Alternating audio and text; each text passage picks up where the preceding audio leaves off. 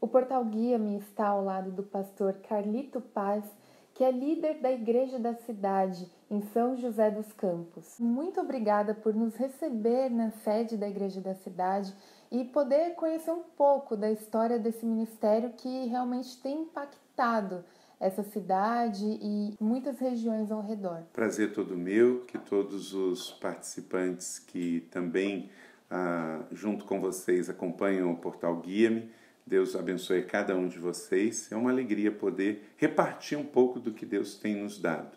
Eu sempre digo que comunicação é fundamental, porque Jesus é a palavra. Então, Jesus fez-se verbo para que a gente também pudesse entender a sua vida e mensagem.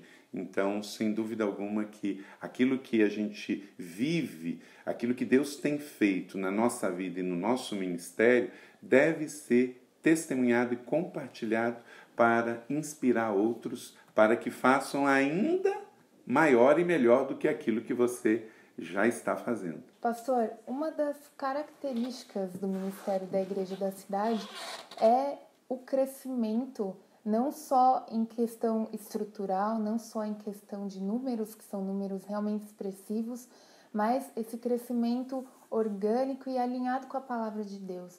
Então, conta um pouco mais pra gente sobre a história do seu ministério, sobre como ele começou e como ele atingiu essa marca, que hoje é um ministério de mais de 18 mil membros e um ministério que tem realmente impactado a sociedade, não só através da igreja, mas através de outras funções sociais. A questão dos números, ele não é um fim em si mesmo, mas são importantes e revelam algo. A Bíblia não tem problema com números. Eu costumo dizer que a gente tem que ter o equilíbrio. Nem numerolatria, nem numerofobia. Eu não posso adorar número e também não posso ter medo de números. Os números são indicativos. Na Bíblia eles estão presentes do Gênesis ao Apocalipse. Na lei de Moisés tem um livro que se chama Números, referente ao número de tribos, ao número de descendentes, aos números que compõem a construção do tabernáculo e assim por diante. Por quê? Os números revelam algo. No ministério de Jesus, os números estão presentes o tempo todo. Os 12, os 70, os 500, a multiplicação dos pães e peixes para 5.000 homens, então eles revelam. Então, os números devem ser olhados por um líder como fatores indicativos. O brasileiro não é muito dado à estatística, mas isso acaba sendo ruim, porque se a gente não sabe o que temos, como vamos planejar onde queremos chegar? Então, os números falados friamente são ruins, porque você não está trabalhando por números. Mas os números precisam ser seus aliados para que você possa trabalhar estatísticas com relação ao número de membros, número de batismo, números de pessoas que você quer alcançar no evangelismo, os números com relação à cidade, se a igreja está crescendo, estabilizada ou decrescendo. Como que você vai avaliar isso? Também através dos números. Eu nunca me preocupei com os números em si com relação ao tamanho da igreja, mas sim me preocupei com relação à saúde da igreja. Então, uma igreja organicamente saudável, ela deve ter conversão, reconciliação, batismos, pessoas chamadas para o ministério, pessoas discipuladas, enviadas, número de igrejas plantadas. Então, isso também afere sobre a saúde de um ministério local. E eu procuro trabalhar assim, que a igreja da cidade, seja na sua sede, nas igrejas filhas, nas alianças que participamos como igrejas co-irmãs, inspirar os outros com saúde. Como você enxerga o atual estágio da igreja brasileira? Luana, eu vejo que a igreja brasileira ela é um reflexo também um pouco da sociedade brasileira. Não deveria ser 100% assim, como acho que não é, mas acaba recebendo uma influência. A igreja brasileira tem que se parecer com Jesus, com a Bíblia Sagrada. Mas, é claro, ela vai ter traços do seu povo. O brasileiro passa uma crise de integridade, a questão da corrupção. O Brasil é um país muito corrupto. E isso, nós como líderes, precisamos trabalhar para que a nossa membresia seja diferente, porque senão a gente olha assim, o contexto do cenário político e exige mudanças lá em Brasília, enquanto o nosso povo está dando jeitinho, querendo pular fila na hora do seu chamamento, seja numa questão de saúde pública, numa questão da aprovação de um filho.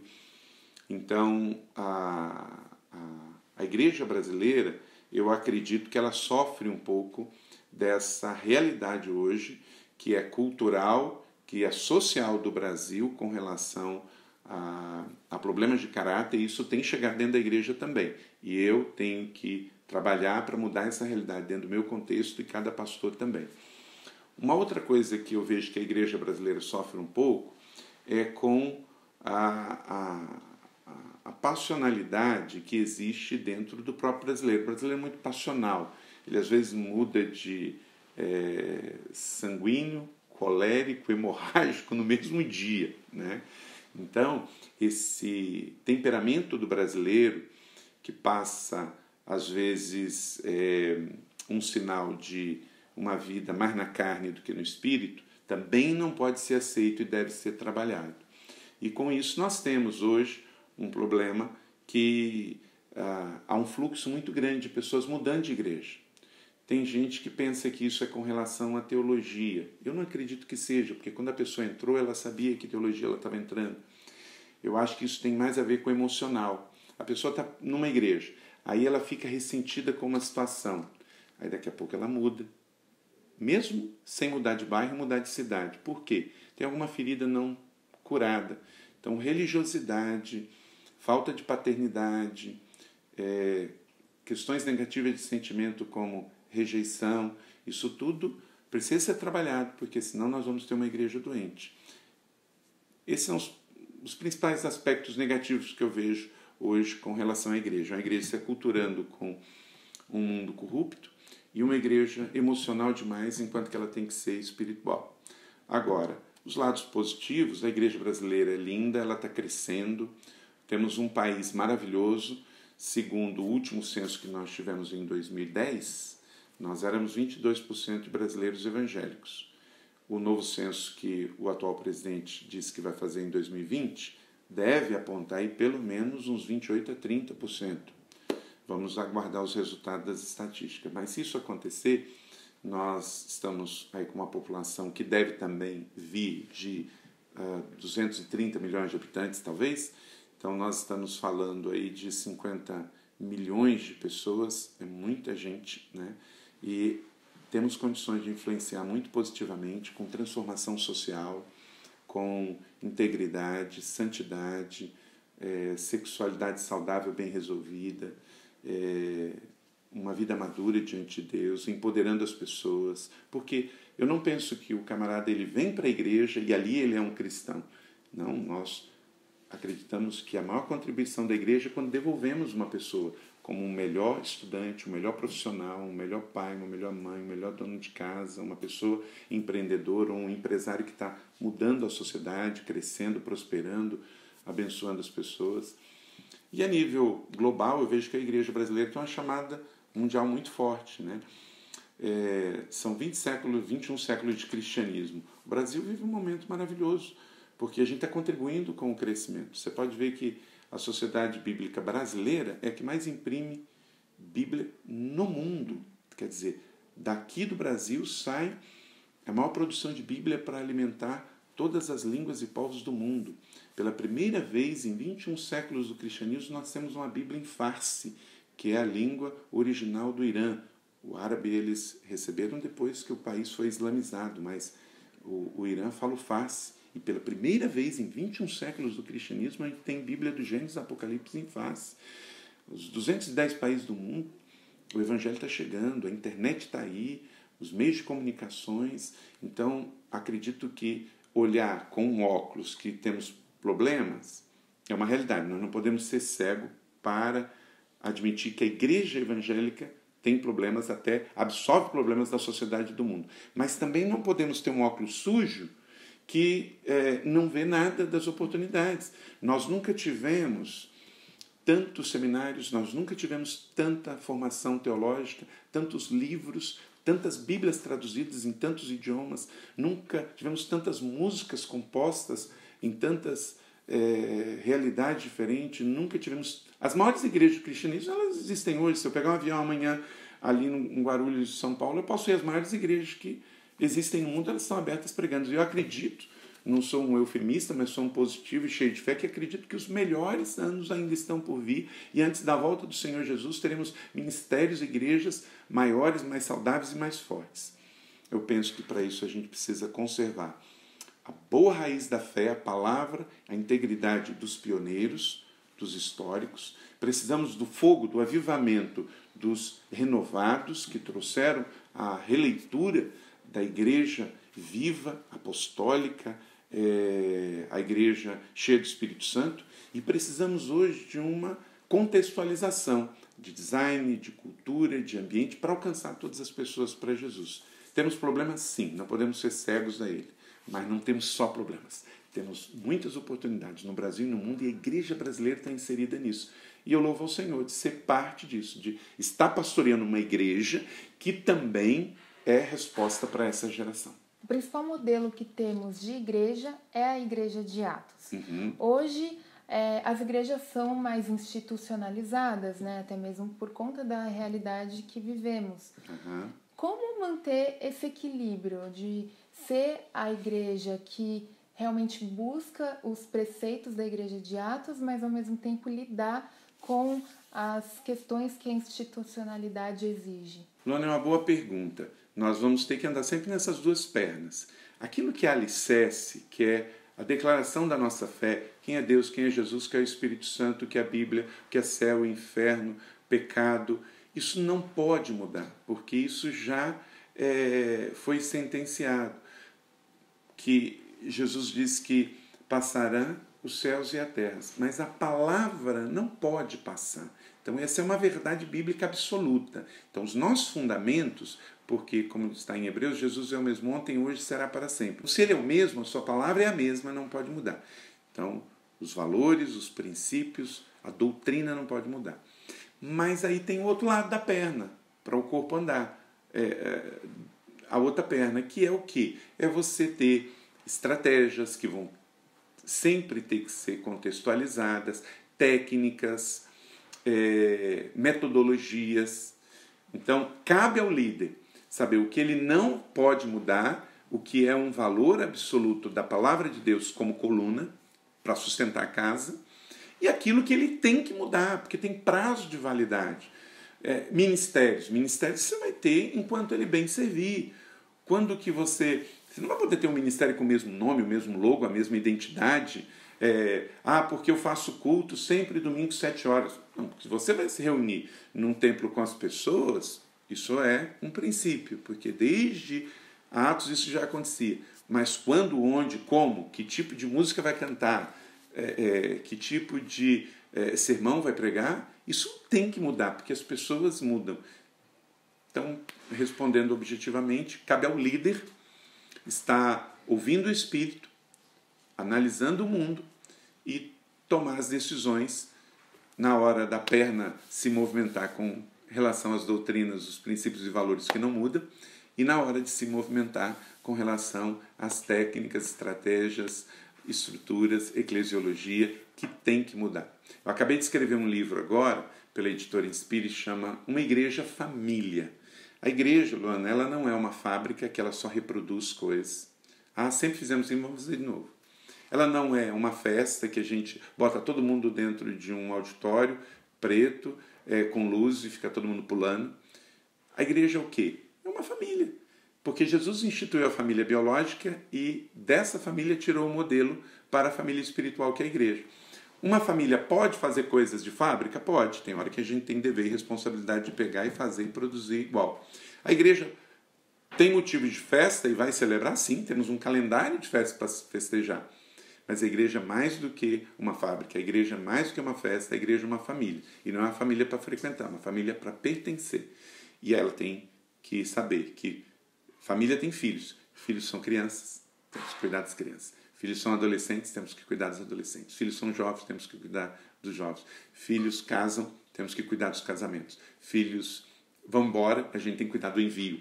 Filhos envelhecem, tem que cuidar dos pais. Então a igreja é um movimento, uma força em movimento que é uma família. E o melhor modelo para ser igreja continua sendo Atos. e continua sendo o modelo do paradigma uma igreja família. Eu quero edificar não uma empresa, não uma organização, não uma ONG, mas uma família.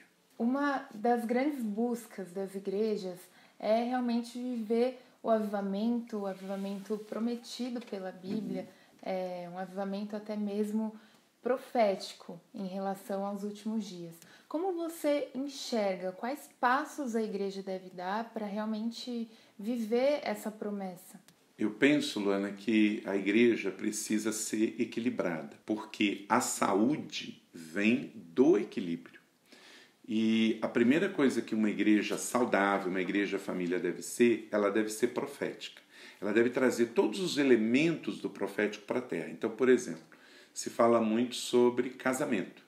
E alguns grupos e a sociedade hedonista que é o casamento. Mas espera aí, vamos pensar. De onde veio o princípio do casamento? Veio do céu. Quem criou o casamento, se você retirar o contexto de casamento da Bíblia, ele não tem nenhuma relação na sociedade. A Bíblia, ela é que nos contou sobre casamento. Então, se eu quero saber sobre casamento, eu tenho que ler a Bíblia. Então, é um princípio do céu para a terra. Então, como que nós vamos funcionar na terra com família, como casamento? Vamos buscar na Bíblia. Então, ela tem que ser profética nesse sentido, buscar do céu os princípios. Ela também tem que ser apostólica.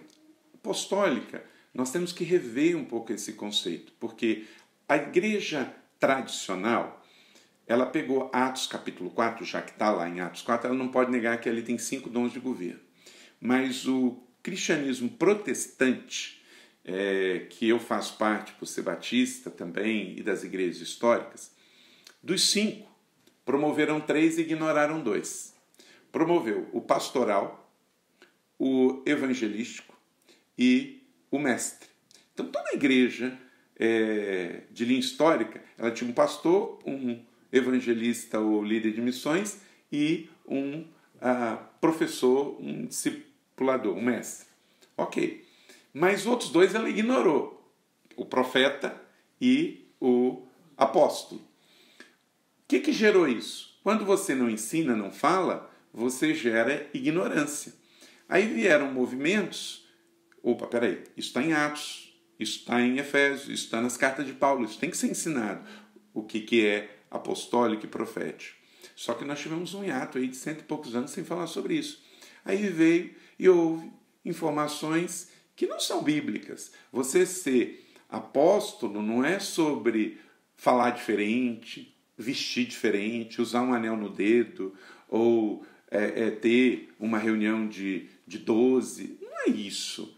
Apóstolo é um dom de governo, que biblicamente existe o de mestre, biblicamente existe o de pastor, biblicamente existe de evangelista, mas existe também o apostólico. E o que é ser apostólico? Ser apostólico é ser empreendedor, visionário, missionário, romper barreiras, empreender, mobilizar, criar, gerar. Isso é ser o apostólico. E uma igreja saudável não pode dispensar disso. Então agora ficamos mais de 100 anos, até pensando historicamente com a reforma, 400 anos ignorando o dom de governo de apóstolo e de profeta. Geramos uma lacuna. Aí vieram ensinamentos que podem ser até colocados como de boa intenção, mas que geraram meninice para a igreja, mas estão passando. E agora está vindo uma nova geração corrigindo. Biblicamente, uma igreja saudável, ela não tem que ter 3 dons de governo, ela tem que ter 5, como Paulo ensinou em Efésios capítulo 4. Só que o ser apostólico, biblicamente, é ser o empreendedor, o visionário, é o que expande, é o que cresce, é o que leva, é o que chega às nações. E o profético é o que traz o do céu para a terra, para a gente viver aquilo que... Porque, do contrário, Luana, a gente não pode ter uma Bíblia que o Velho Testamento seja só história.